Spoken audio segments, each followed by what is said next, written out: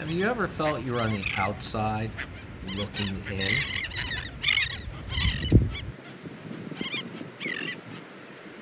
Like maybe you were the odd bird or odd one out? Well, Hunter McPherson felt like that much of the summer of 1987. Now, Hunter is the lead character, or the protagonist, if you will, in the fictional novel Behind the Hedgerows. To find out why he felt this way and what he did about it, you'll have to read Behind the Hedgerows, available from your favorite bookstore in either ebook or paperback.